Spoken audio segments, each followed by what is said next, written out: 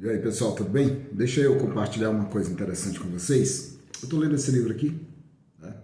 O Essencialismo, e na página 24 eu encontrei algo aqui que me chamou bastante atenção. Curioso, né? Ele fala sobre uma enfermeira que cuidava de alguns idosos, né? Em uma clínica, e ela teve a ideia de catalogar, de registrar o arrependimento de cada um daqueles idosos. Então, numa conversa ali de alguém que está cuidando de um doente, né, ela perguntava aos idosos, os doentes ali, o seguinte, aos pacientes, ela perguntava o seguinte: do que o senhor mais se arrepende? O que o senhor gostaria de fazer que não fez? Qual o seu maior arrependimento? E olha que incrível, né, a resposta que ela obteve desses pacientes. Vê se você se encaixa dentro disso, né? Porque eu já me encaixei dentro disso aqui. Isso aqui é eu, né? Muitas vezes isso aqui sou eu. E eu achei tão interessante que eu quero compartilhar com você. Imagina só, o texto diz assim: no topo da lista estava o seguinte: queria ter tido a coragem de viver uma vida significativa para mim, não a vida que os outros esperavam que eu levasse. Isso aqui é um belo de um tapa, né, no nosso no nosso rosto, né? Porque é exatamente isso que muitos de nós vivemos no nosso dia a dia. Eu me lembro de ter lido duas ou três frases, né, bem interessantes que me marcaram. Uma delas perguntaram para um homem já idoso o seguinte: me defina um homem tolo. E ele disse assim: o homem tolo é aquele que vive como se nunca fosse morrer e morre como se nunca tivesse vivido. Esse é um homem tolo. Ele vive como se nunca fosse morrer e morre como se nunca tivesse vivido. A outra o homem tolo, ele perde toda a sua saúde, buscando ganhar dinheiro, e depois ele gasta todo esse dinheiro tentando recuperar a sua saúde. Eu confesso para vocês que essa página 24 desse livro é algo que eu me encontro. Às vezes, na correria do dia a dia, a gente acaba vivendo a vida que os outros querem que a gente viva. E aí a gente tomamos para nós a ideia de, olha, eu tenho que ser um modelo, eu tenho que ter ou que viver o modelo de vida que as pessoas vão querer viver, né? Ou eu tenho que ser alguém em que as pessoas desejem ser, né? Igual a mim, né?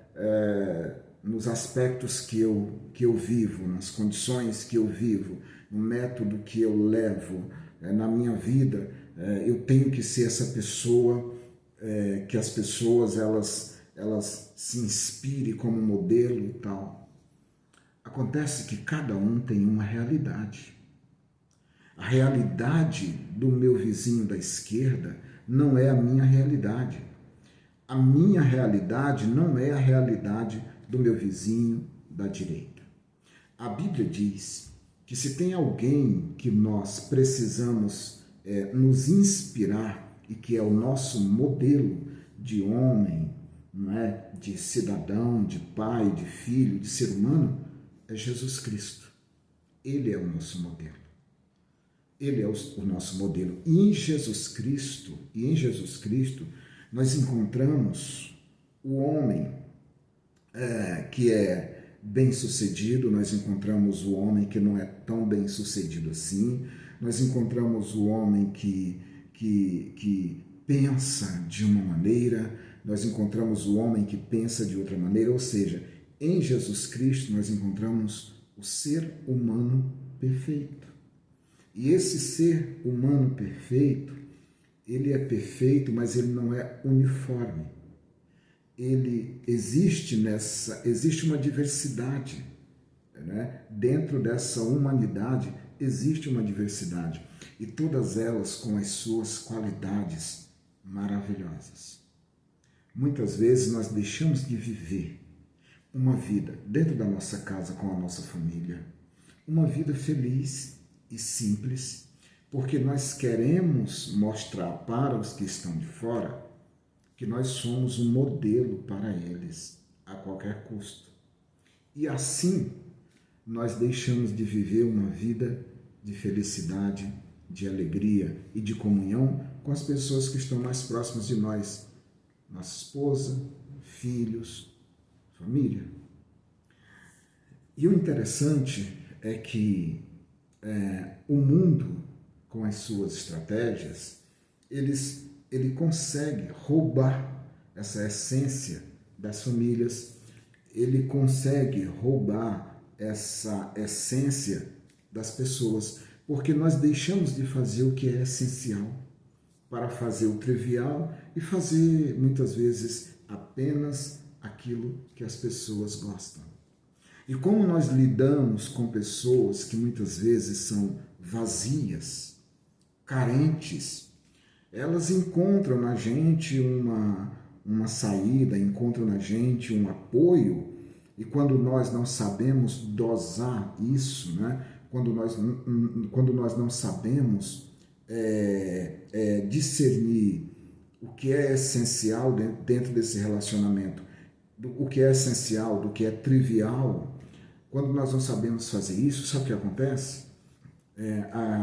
A gente acaba vivendo a vida dessas pessoas. Ou essas pessoas querem viver a nossa vida. E nós deixamos de viver aquilo que é essencial para nós e para a nossa família. É por causa disso que existem corações de filhos vazios do amor dos pais, do abraço dos pais. Existem mesas vazias, onde não existem comunhão, afeto, beijo, carinho e abraço. Existem esposas que no leito sentem a solidão extrema de maridos que estão tão próximos, mas que não ocupam no coração da esposa o espaço que é seu, porque a cabeça, a mente está em outras coisas, está nos negócios, está nas coisas materiais, mas nunca está no essencial, que é as pessoas, que é a família. Quando eu percebo isso, eu fico imaginando Jesus Cristo, que morreu por mim e por você. Jesus morreu por pessoas e não por coisas. E nós estamos morrendo aos poucos por coisas e não por pessoas.